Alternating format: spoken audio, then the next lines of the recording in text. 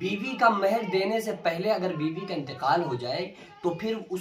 عورت کا مہر کس طرح سے ادا کیا جائے، کیونکہ بیوی کا جو حق مہر ہے اس کا دینا لازم ہے، کیونکہ جس وقت نکاح ہو رہا ہوتا ہے اور جو ایجاب و قبول کرایا جاتا ہے تو جب لڑکے سے یہ کہا جاتا ہے کہ بھائی فلاں فلاں لڑکی فلاں بنت فلاں سے تمہارا نکاح اتنے اتنے روپے مہر،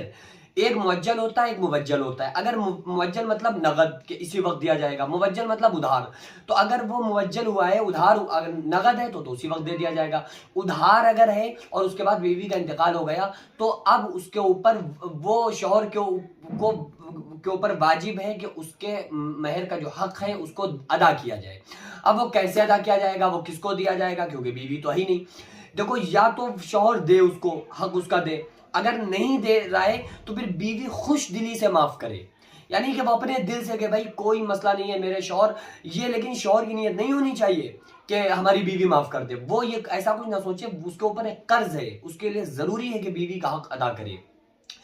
اور اس کو چاہیے کہ اپنی بیوی کے ہاتھ میں دے دے، اور اگر بیوی اپنی مرضی سے پھر چاہے پورا شوہر کو واپس کر دے، چاہے آدھا دے دے یا بالکل نہ دے یا کچھ بھی کر لے تو کوئی مسئلہ نہیں ہے، لیکن اگر اس نے خوش دلی سے ایسے ہی کہہ دیا کہ اے میرے شوہر آپ کو ہمارا جو حق دینے کی جو آپ پر لازم ہے کہ آپ میرا حق کے مہر ادا کریں، آپ کو ٹینشن لینے کی ضرورت نہیں ہے، میں نے اپنے دل سے اس مہر کو معاف کر دیا، وہ میں نے آپ کو دے دیا، جو حق تھا میں نے معاف کر دیا، خوش دلی سے معاف کر دے تو ٹھیک ہے، نہیں معاف کیا، اب بیوی کا انتقال ہو گیا تو اب اس کی صورت یہ ہوگی کہ شوہر کو چاہیے کہ جو بیوی کا ترکہ ہے نا، جو اس نے مال چھوڑا ہے، تو جو بھی اس کا اپنا پرسنل مال تھا، جو اس کی وراثت ہے، اس میں اس ترکے میں اس مال کو جو حق مہر ہے اس کو ایڈ کر دے گا، وہ جو مہر ہے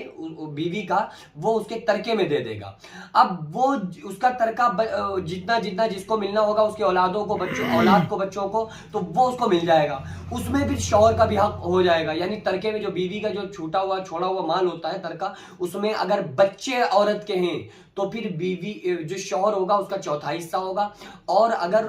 اس کے بچے نہیں ہیں تو پھر آدھا حصہ جو ہوگا اس میں سے شوہر کو بھی اس کے ترکے میں سے، بیوی کے ترکے میں سے مل جائے گا۔ بہرحال اگر بیوی کا انتقال ہو گیا اور شوہر نے حق مہر ادا نہیں کیا تھا تو پھر اس کا طریقہ یہ ہے کہ جو بیوی کا ترکہ ہے، یعنی جو وہ چھوڑ کر انتقال ہوا ہے، اس کا جتنا مال اس نے چھوڑا ہے اپنے بچوں وغیرہ کے لیے، اور جو اس کے ورثہ ہیں، اس کے وارثین ہیں، تو انہی لوگوں میں اس کا جو پرسنل مال تھا اسی میں اس کا مہر کا جتنا بھی پیسہ حق جو کچھ تھا وہ اس میں ایڈ کر دے، وہ اس کے حق اس کے جو ورثہ ہوگا اس میں آ جائے گا اور اس کے وارثین کو مل جائے گا۔ اچھا، وارثین میں شوہر کا بھی حق ہے، اگر بچے ہیں تو چوتھا حصہ، نہیں ہے تو پھر اس کو آدھا حصہ شوہر بھی اس میں سے لے سکتا ہے۔